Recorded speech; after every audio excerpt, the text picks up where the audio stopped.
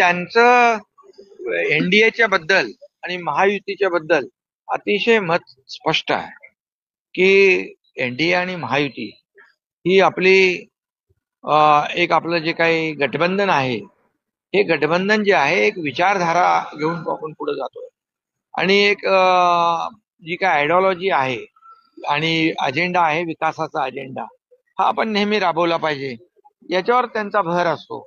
आणि त्यामुळे महायुती आणि एनडीए हे मजबूतीने प्रत्येक निवडणुकांमध्ये किंबहुना विकासाच्या प्रत्येक कामामध्ये आपण एकत्र राहिलं पाहिजे, अशीच भूमिका वेळोवेळी जेव्हा जेव्हा बैठका झाल्या तेव्हा तेव्हा मोदी साहेबांनी घेतलेली आहे. अजून कोणाला लढण्याची भाषा होते, खास करून ठाणे, नवी मुंबईतले काही नेते असतात ते सातत्याने भाजपचे स्वतंत्र लढण्याची भूमिका, यामुळे कुठेतरी युतीमध्ये भेदभाव आहे असं वाटतं. शेवटी बघा, मला असं काही वाटत नाही.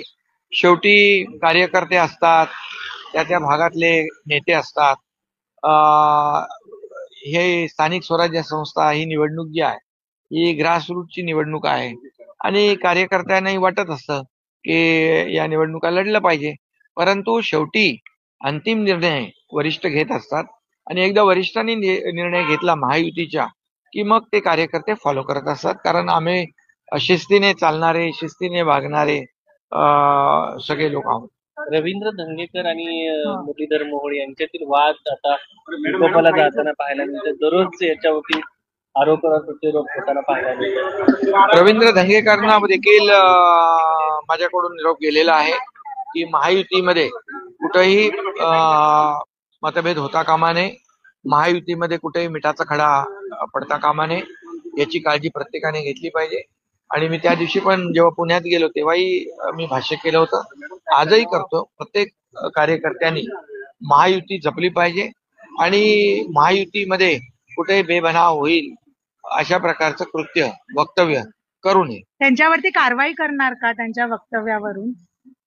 नाही, आता धंगेकरांच्याकडे जो काही निरोप पक्षाचा जायचा होता तो गेलेला आहे आणि धंगेकरांचं जे काही वक्तव्य आहे या बाबतीमध्ये देखील मी त्यांच्याशी बोलेन आणि ते मला भेटतील. सर, हिंदी में जानना चाहिए अजून कोणाकोणाशी सर इथे भेटणार आहे, कोणाशी अजून भेट होणार आहे?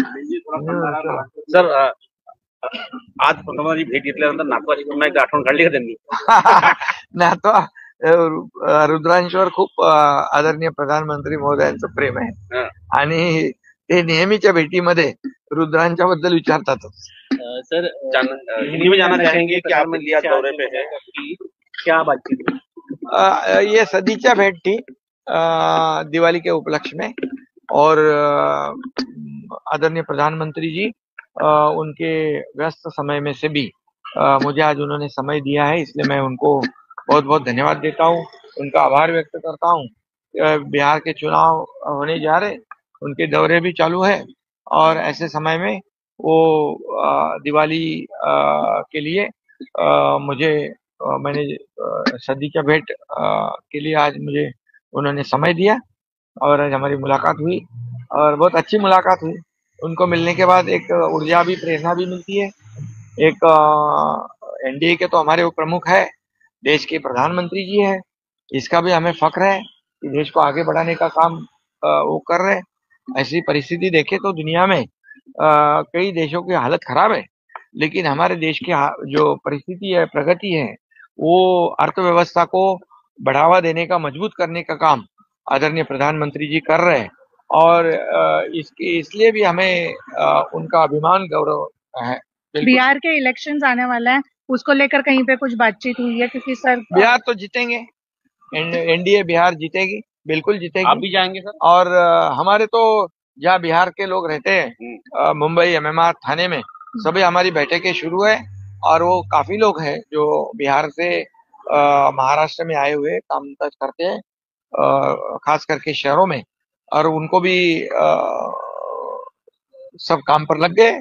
तो बिहार जीतेंगे, जरूर जीतेंगे, क्योंकि मोदी जी ने जो काम किया है बिहार के विकास के लिए, जितने पैसे दिए हैं, बिहार की प्रगति के लिए जो उन्होंने काम किया, देश के प्रगति के लिए जो काम किया.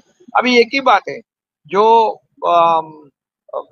एनडीए है और केंद्र सरकार और राज्य सरकार मिलकर डबल इंजन की सरकार विकास कर सकती है, ये भरोसा सब लोगों को है। जैसे महाराष्ट्र में भी उसका असर हुआ, जैसे बिहार में भी होगा, और बिहार भी पूरी तरह एनडीए जीतेगी। तर संत तुकाराम महाराजांची मूर्ती तुम्ही पंतप्रधान नरेंद्र मोदी यांना भेट दिलेली आहे आणि त्याच्यावरती शब्द आहे, तुकाराम तुकाराम नाम घेता कापे यम, धन्य तुकोबा समर्थ जेने केला पुरुषार्थ. आता कोण यम आहे? अरे बाबा, ह्याच्यामध्ये ते तुम्ही त्या तुकाराम महाराज मी का दिले?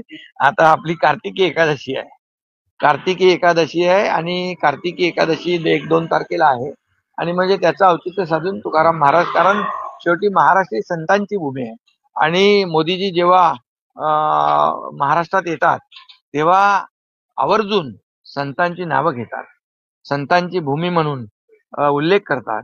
छत्रपती शिवाजी महाराजांची शूरांची भूमी, वीरांची भूमी, संतांची भूमी असा उल्लेख करतात, आणि तो त्यामुळे तुकाराम महाराजांची मूर्ती त्यांना भेट दिली आहे आणि ते आनंदी त्याला वाटले, प्रसन्न मुद्रेने पाहायला मिळालं. प्रसन्न मुद्रेने. सर 28 त्यामुळे साल धन्यवाद। सर 28 साल की मेडिकल ऑफिसर जो सुसाइड हो गया है, रेप का जो इशू यहाँ पर दिखाई दे रहा है, हाउ डू सी दिस?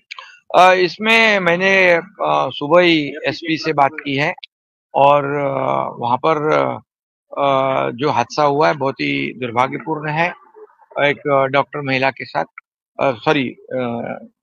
डॉक्टर महिला के साथ, तो वो जो जिम्मेदार है, एक पुलिस अफसर है और एक जो लैंडलॉर्ड, और दूसरा एक जो है उसको, एक को तो हिरासत में लिया है और उसके ऊपर मुकदमा दर्ज किया है, एफआईआर लॉन्च किया है, और बहुत ही दुर्भाग्यपूर्ण घटना है।